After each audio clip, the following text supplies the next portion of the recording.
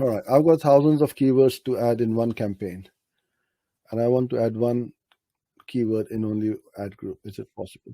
So you're trying to set up a SKAG ad group, which is single keyword ad group.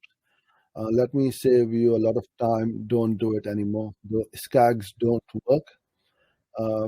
They used to work a few years back, but since exact match is not exact anymore, save yourself a ton of time.